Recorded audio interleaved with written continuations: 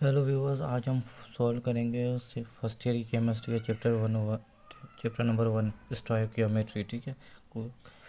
MCQ number 1 है the smallest particle of element is called. Elements का smallest particle कौन सा है? ठीक है। मोल, मॉलिक्यूल, एटम, आयन। तो उसका ऑप्शन है सी, एटम।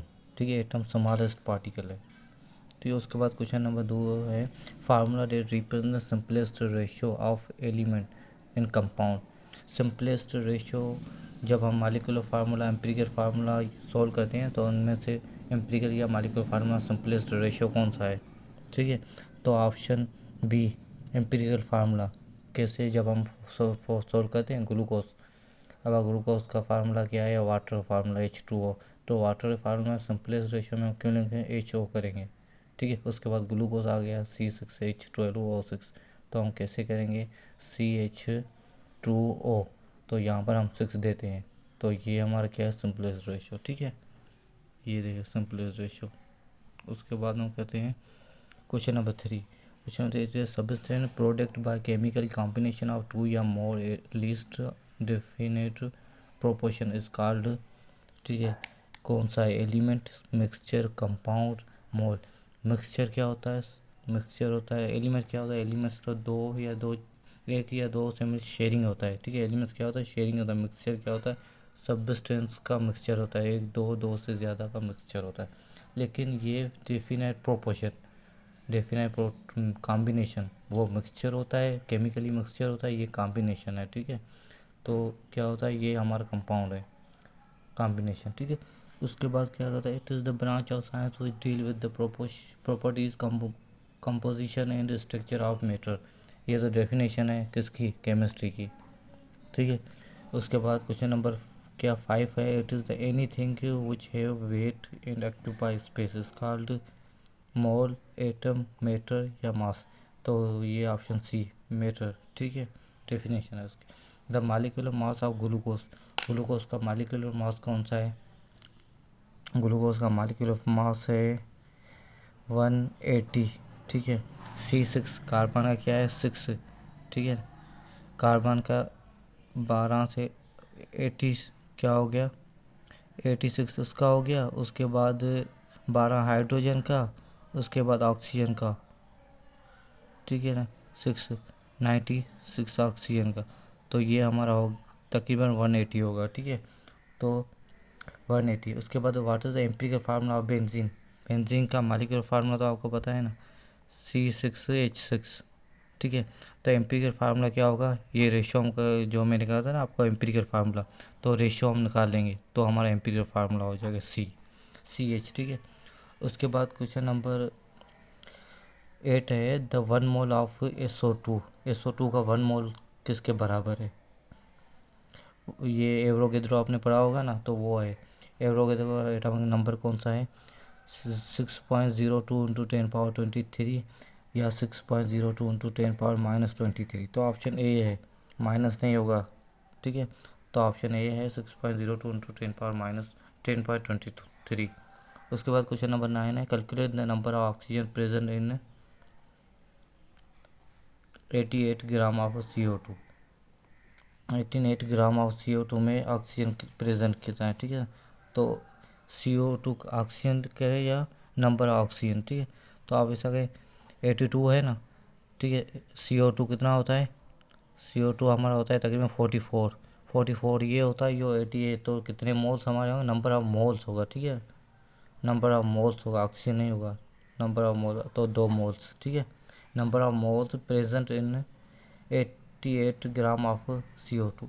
तो 2 मोल हो गए। ठीक है ना, 44 88। ठीक है। उसके बाद क्वेश्चन नंबर 10 है which of the following simple contain 1 mole of atom. 1 mole of atom simple contain. ठीक है। 1 ऑफ एटम किसके बराबर है? ठीक है, मना 1 ऑफ मोल किसके बराबर है? ठीक है, 1 ग्राम ऑफ हीलियम। इसका 1 ग्राम हीलियम के कितने हो गए? 3। तो ये नहीं है। उसके बाद 16 ग्राम ऑफ CH4 बराबर है 16 ग्राम इसके और 16 एटम इसके। कह रहा है मोल 1 मोल ऑफ एटम्स। तो ये 16 ग्राम और 16 एटम्स प्लेस कंटेन में। ठीक है। तो ऑप्शन बी होगा। उसके बाद फाइंड द एक्यूलेटर हाँ ये गलत है, ठीक है ना, ये क्वेश्चन नंबर 11 इसको छोड़ दी, ये गलत है। उसका calculator the molar mass of CaCl2, इसका मोलर मास फाइंड करना है। कैल्शियम का कितना है, कैल्शियम का हमारा मोलर मास कितना है वो कैलकुलेट किया। उसके बाद Cl का, क्लोरीन का कितना है, क्लोरीन का है 35.5, तो 35 को डबल करेंगे कितना होगा 71 पॉइंट, हाँ 71 होगा। उसके बाद कैल्शियम का हो गया, ठीक है 14, तो ये हमारा क्या होगा 111, ठीक है। उसके बाद क्वेश्चन नंबर 30 है, तो कैलकुलेट नंबर ऑफ मोल्स इन 1112, ठीक है, लीटर, ये litre L means litre of SO2 in STC, तो ये किसके बराबर है, ठीक है 6.02 इंटू 10 पावर 23, 3.04 इंटू 10 पावर 23, तो ऑप्शन ये होगा। सिर्फ हम जो एवरोगेड्रो नंबर मोल ही है वही है, लेकिन वो जो हमारा शुरू वाला रेशो है ना, वो उसको हम मल्टीप्लाई करेंगे 3 पॉइंट या 2 पॉइंट 1.2 इंटू 1.66 इंटू 10 पावर 23, उसमें से हम उसको ऐड करेंगे, ठीक है। उसके बाद ये हमारी इक्वेशन है 40 question, the balancing of equation. इस इक्वेशन को हमें बैलेंस करना है, ठीक है। इस इक्वेशन को हमें बैलेंस करना है कैसे, तो ये इक्वेशन हमारी पहले देखते हैं, तो ये इक्वेशन हमारा बैलेंस है या नॉन बैलेंस है, ठीक है। तो ये इक्वेशन हमारी बैलेंस है, ठीक है। Na पे कितना है 1, ठीक है। उसके बाद यहाँ पर भी Na पे 1 है। उसके बाद H2O, यहाँ पर भी H2O, ठीक है। तो हमें बस इक्वेशन बैलेंस करनी है।